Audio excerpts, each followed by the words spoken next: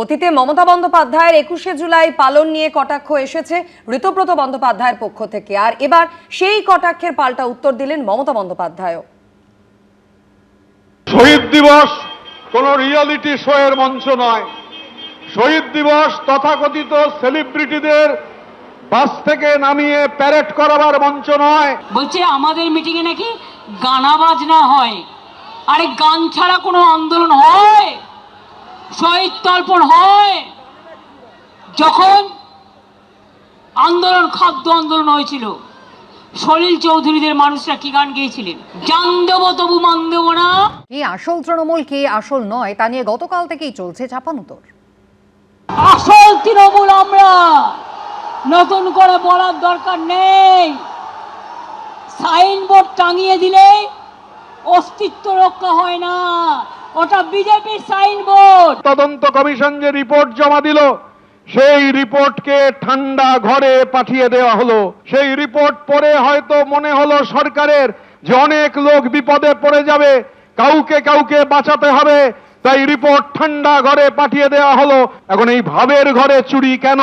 Playing to the gallery কেন? তৃণমূল আসলে কার, এই নিয়ে বল এখন নির্বাচন কমিশনের কোর্টে। আর গতকাল 21শে জুলাইয়ের মঞ্চ থেকে তা নিয়েও চলল আকচাকচি। চোর ডাকাত গদ্দারদের ছেড়ে কথা বলবো না।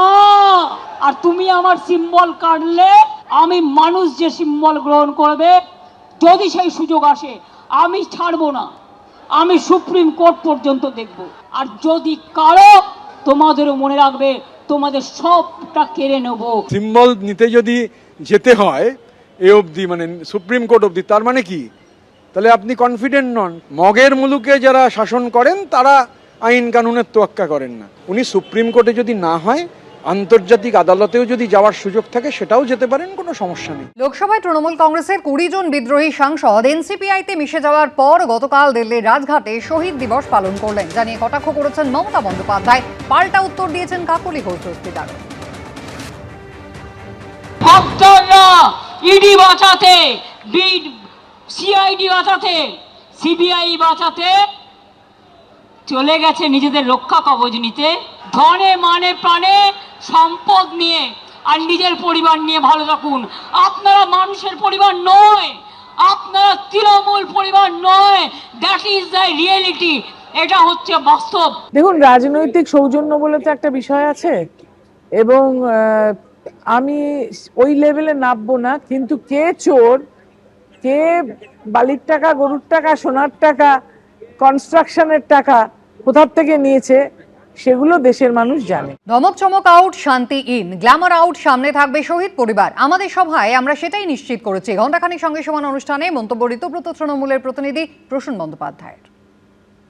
আমরা যেটা করছিলাম যে আমরা এনশিওর করছিলাম যে ড্রামা আউট, সাবস্ট্যান্স ইন।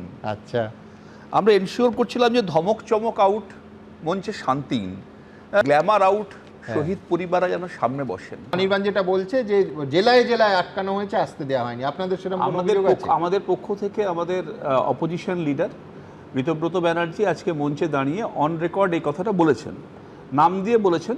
কারা করলো? বিজেপি করেছে, পরিষ্কার বলা হয়েছে। মুশকিল হচ্ছে যে কোনো আনপ্লেজেন্ট ট্রুথ সামনে আসলেই তাকে দাগিয়ে দেওয়ার একটা, মানে ওই রবীন্দ্রনাথের ভাষায় ইতরের কলরব বলা হয়।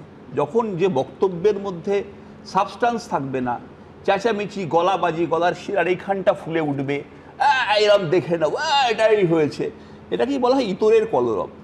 আমরা চেষ্টা করেছি ইতরের কলরব থেকে দূরে থেকে পরিষ্কার পরিচ্ছন্নভাবে মানুষকে সঙ্গে নিয়ে আমরা একটা শহীদ দিবস পালন করেছি। সেই শহীদ দিবসে নাচফাজ গান টান হয়নি, আমরা দুঃখিত।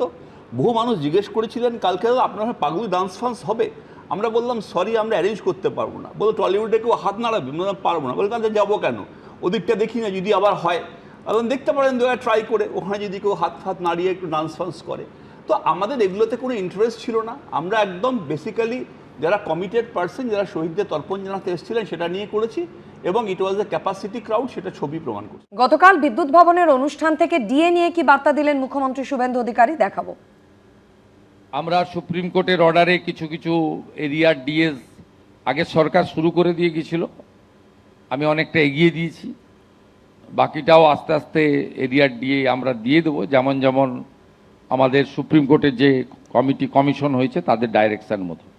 আমরা প্রথম 8 থেকে 15 আগের সরকার কিছু দিয়ে গেছিল, আমি এসে অনেকটা দিয়ে দিয়েছি, বাকি 15 থেকে 19 এটা আন্ডার প্রসেস আছে, রিটায়ারমেন্ট লোকদের আগে দিচ্ছি, দিয়ে আস্তে আস্তে করে দেবো। 20% দিয়ে আমরা 42% গ্যাপ আছে, বাজেটে 20% ডিক্লেয়ার হয়েছে এবং ওটা অক্টোবর মাস যেহেতু পুজোর মাস, আপনারা অ্যাডভান্স বেতন পাবেন, তার সঙ্গে আমরা মার্চ করে দিয়ে দেবো, 20% দিয়ে বেড়ে যাবে অক্টোবর থেকে। এসেই গেল knocking the door. Pay commission 7th বানিয়ে দিয়েছি, ওই টার্মস অ্যান্ড রেফারেন্স তৈরি হয়ে গেছে, তার ডিসকাশন চলবে, মাস 6 তো মিনিমাম লাগে। যখনই দিয়ে দেবে আমি চেষ্টা করবো এই ফাইন্যান্সিয়াল ইয়ারের শেষের দিকে হলেও 7th পে কমিশন। এবিপি আনন্দ, এগিয়ে থাকে, এগিয়ে রাখে।